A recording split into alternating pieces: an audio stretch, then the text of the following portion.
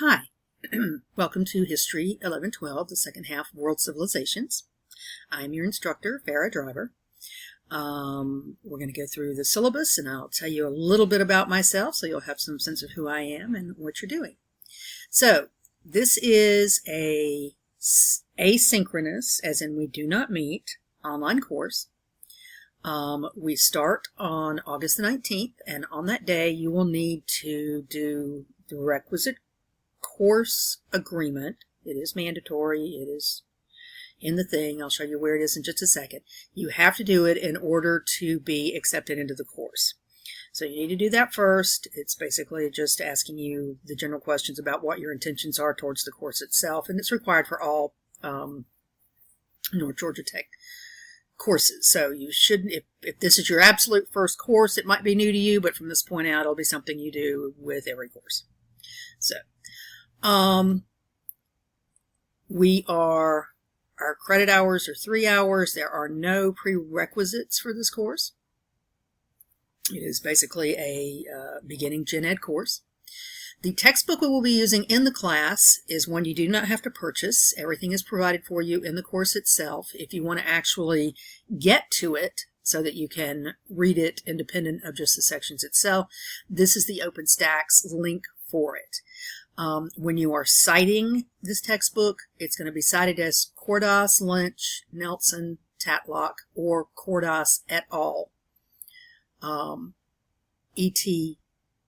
space A.L. period, meaning and the rest, in your internal citation, and then it'll be this particular full citation at the end of any of your discussion posts or anything else you submit that requires citation. Your required materials are obviously an internet connection and access to a computer, because this is obviously an asynchronous course online, so you obviously have to have one. So basically what we're talking about in this course is the development of the world in the early modern era up to the present.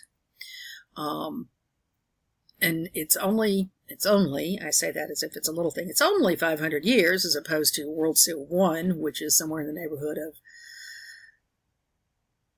thousands and thousands and tens of thousands of years. This one literally is just the past 500 years, but a whole lot has happened in that past 500 years, and that's a lot of what we will be talking about. The competency areas, what the world was like before Columbus, and to be clear, the reason we use that as a marker point is because when Columbus arrives in the Western Hemisphere, he popularizes the desire, particularly of European nations, to have a stake in the Western Hemisphere. So this is what begins what we'll refer to as true globalization. There are forms of globalization that exist prior to 1492, but certainly by 1500, this is the major first globalization in which the Western Hemisphere becomes markedly involved in world trade. And that's where we get to number two. Number three is the development of empires based basically on the taking of wealth and resource from the Western Hemisphere and transferring it to Europe and from there into Asia. Then that grows even more under the Industrial Revolution, which begins in the late 1700s. Then we get a second wave of imperialism when the Western European empires literally began to dominate prior existing empires, particularly in Asia and in what we refer to incorrectly as the Middle East. Then World War I and the period after World War I and how it changes everything in the world, including many of the recently emerged Western empires. Then, of course, World War II, which completely reorients the world entirely. The period after World War II, the Cold War, which sees the emergence of two large entities, the NATO, which is the Western organization, and then the Warsaw Pact nations, which is the pact between the Soviet Union and most of its satellite countries. After the Cold War, and well, during the Cold War, we also get decolonization, which was the attempt on the part of many former Western empires to let their colonies go, but then to see where they fall in the new bipolar world order. This also leads to major social changes throughout the world, particularly in the 1950s and 1960s. Then, when the Cold War ends effectively in the late 1970s through 1981, we get the post-Cold War age. Then, on top of that, we get the emerging digital age, which is probably the age most of you are familiar with, as we're still effectively in it. And then the long 20th century, and we'll explain what that means as we get there. And then, of course, today. So behavioral and objective learning outcomes, these are all pretty much going to be built into the discussion posts and into the things you'll be doing for the tests. I encourage you to read through those so you'll have some sense of where we're focusing each week. Again, this is online asynchronous. It's taught fully online. You're not required to meet in a course, even though if you wish to meet with me at any time, email me and we can try to set up a WebEx meeting between us. All right, the course agreement no-show. Now, this is what I was referring to at the beginning. All North Georgia Tech college students are required to complete a course agreement no-show assignment. If you do not complete this assignment in the course, you will be dropped from the course as a no-show. This assignment is required before the drop add period has ended, which is at the end of the first week. I encourage you to do it the first day. That way I know that you are in the course and everything is good. Most of the sections from here are things that are required for the university itself. I will tell you that we will have 3 tests. Your midterm, though, will be a proctored, well, all of them are proctored, and they're all proctored through Respondus Lockdown Monitor, or Respondus Lockdown Browser and Respondus Monitor. But for your midterm, you will have to go to one of the North Georgia campuses to take it in front of a live person. And we'll talk more about that as we get closer to it. At that point in time, you will need to have a user, your North Georgia user identification and password so that you can access the course on one of the computers provided by the proctoring service. All right. FERPA, always important. And then evaluation. This is probably what's most important to you guys. 20% of your grade will come out of chapter reading quizzes, which will be given to you each week. They are basically multiple choice or true false or some variant therein. 20% is based on the discussions, which you will have each week. 40% will be based on 3 of the tests, including the first test, the midterm, and the third test. And then 20% will be on the final also. So basically 60% of your grade comes out of the test. And the tests are all closed book, closed notes, proctored essay tests. So just be sure you're aware and prepared for that. And then, of course, the standard institutional grading scheme, which is standard for almost all universities and colleges. 90 to 100 is an A, 80 to 89 is a B, 70 to 79 is a C, and hopefully we don't have to worry about anything below that.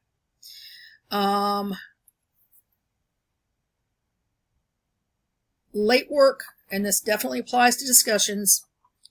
Discussions for our course are due on, where do I put them on? Normally I put them on Thursdays, but I may have put them on Fridays, but normally they're on Thursdays. The top post is due on Thursday, and then you have until Monday to respond to 3 of your peers. If you have a reason why you can't get your post in on time, if you email me ahead of time, that can mitigate the late penalty. But if not, it's 10% per day up until Sunday. If you post on Monday, I won't accept it because that's too late for any of your peers to benefit from it. So since you have to be responding to your peers and they to you, posting late is normally not a very good thing. All students are expected to adhere to the safety infraction policy, which doesn't, I mean, it does sort of apply to us, but for the most part, it really applies more to students on campus. But again, I encourage you to be familiar with it. Attendance is expected, particularly in the form of participation. And since we don't actually meet in class, then definitely responding to the discussions is mandatory in the first couple of weeks to make sure that you're actually in the course. So, all right. The final exam will be given December 3rd. It will be given online and proctored through, as I said, Respondus Lockdown Browser and Respondus Monitor, which you'll need to install on your computer. If you need to get in touch with me, like I said, if you want to meet with me, we can meet via Zoom, but you'll have to set up a meeting first, and you can also always just email me. All right, so that is the basic outline of our course. Let's see if I can pull our course up here. Hang on just a second. Okay, so this is what our course page looks like.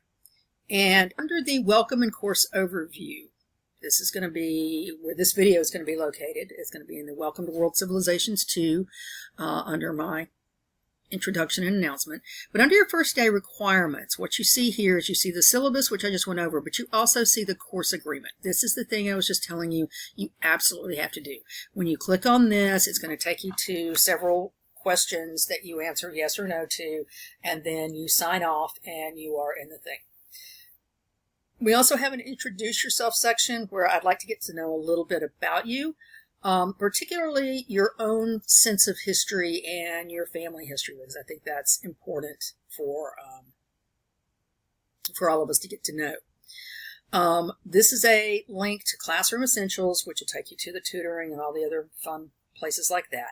But also I have my AI policy, which is not part of the syllabus. This is something that is built into the course. And my AI policy is this. I know that AI is prevalent and it's out there, and there's not going to be much way that we can avoid it. Thus, having discussed this with a number of my colleagues at North Georgia, including my department head, I will actually be including some AI exercises for you. But those are the only times that you can use AI, and when you use it, you must cite it. If you use Grammarly as an editing function, which I encourage, I like Grammarly, you must, at the end of any document where you're using Grammarly, put in a note that says Grammarly was used for editing, blah, blah, blah, blah, blah. In the exercises where you are allowed to use AI, you must cite the AI and where you've used it. And that's kind of mandatory, as that is part of understanding how to use AI ethically and morally. One of the other things to understand is that AI is not always accurate, and it is, because of the nature of how it was trained, biased. And we're going to spend a lot of time in this course talking about bias and perspective. So, to this end, we will treat permissible use of AI as a source to be cited internally and with a full works cited citation. You are not, however, allowed to use AI as a replacement for your own work. You're not allowed to use it in the course of answering any of your discussions unless that discussion requires AI. So, just so we're all clear, if you have questions about that, feel free to ask me. Better to ask me beforehand than afterwards. So, okay, I think this is pretty much where we're going to start here. There's also a really good tutor, North Georgia Tech, if you need help. Our first module, the one that'll be due in the first week, is based on one of the first chapters in our textbook called Understanding the Past, and it's literally all about how historians determine bias and determine how to read a source, how to appreciate where the source came from, and also how to understand the limits of what that source is good for. And that's a big part of what we're talking about, because that's a big part of what critical thinking is. It's something we definitely need to learn today with all of the various and fun things out there that people keep telling us are news, when in actually they're mostly opinion without a lot of actual substantive fact behind them. So this is a big part of what you're going to be learning in this course, is how to evaluate the relative value of sources and the legitimacy of sources, whether what they're telling you is true or not. All right, so with that in mind, just a little bit about me. I am a graduate of Clemson University. I have my master's in history from Clemson. I have taught at Clemson. I have taught at Georgia Gwinnett College and in the USG system for about 20-something years now.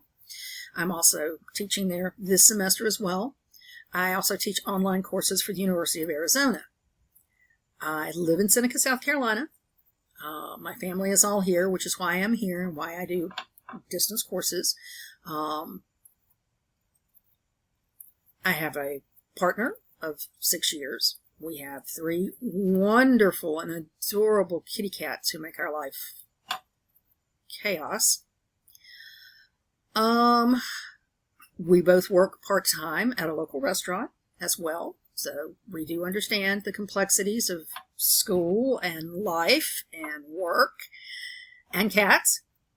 I love history. I love to read in my ostensible spare time. I love to cook. I love to be creative. I run a couple of different book groups as well. I take care of my parents, just like many of you probably do. So there's a lot going on in my life, just like there's a lot going on in your life.